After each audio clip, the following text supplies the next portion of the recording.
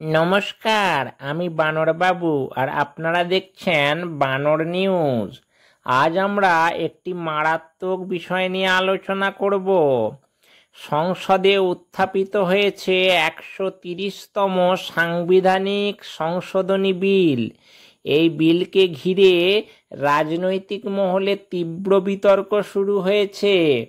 এই সংশোধনী বিল অনুযায়ী যদি প্রধানমন্ত্রী, মুখ্যমন্ত্রী বা যে কোনো মন্ত্রী আদালতের নির্দেশে যদি 30 দিনের বেশি সময়ের জন্য কারাগারে থাকেন, তবে তাকে পদ থেকে সরিয়ে দেওয়া হবে। বিচারের চূড়ান্ত রায় আসার আগে হলেও 30 দিনের বেশি জেলে থাকলে তাঁরা পদে থাকতে পারবেন না। কেন্দ্রীয় সরকারের মতে এই আইন করলে দুর্নীতি ও অপরাধে জড়িত নেতাদের বিরুদ্ধে দ্রুত ব্যবস্থা নেওয়া সম্ভব হবে। বিরোধী দলগুলির দাবি, এই আইন গণতান্ত্রিক ব্যবস্থার জন্য বিপজ্জনক। তাদের মতে যে কোনো অভিযোগে কোনো নেতাকে জেলে পাঠানো হলে তিনি অপরাধী প্রমাণ হওয়ার আগেই পদ হারাতে পারেন। তৃণমূল কংগ্রেস এবং সমাজবাদী পার্টি এই বিলকে অগণতান্ত্রিক বলে আখ্যা দিয়েছে এবং সংসদের যৌথ সংসদীয় কমিটিতেও অংশ নেয়নি। তাদের বক্তব্য, এই আইনকে ব্যবহার করে রাজনৈতিক প্রতিপক্ষকে সহজেই সরানো সম্ভব হবে।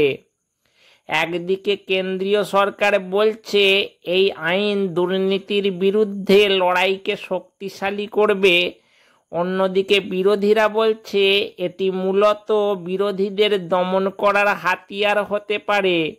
এই দ্বন্দ্বের কারণে সংসদে তীব্র বিতর্ক শুরু হয়েছে এবং সাধারণ মানুষও বিষয়টি নিয়ে প্রশ্ন তুলছেন। গণতন্ত্রকে আরও শক্তিশালী করা হচ্ছে নাকি দুর্বল করে দেওয়া হচ্ছে? সুতরাং 130তম সাংবিধানিক সংশোধনী বিলকে ঘিরে দেশজুড়ে এখন রাজনৈতিক উত্তেজনা চলছে।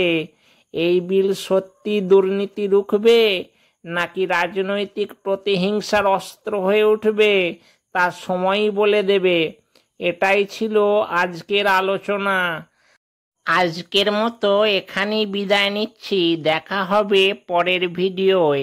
ততক্ষণের জন্য টাটা, বাই বাই।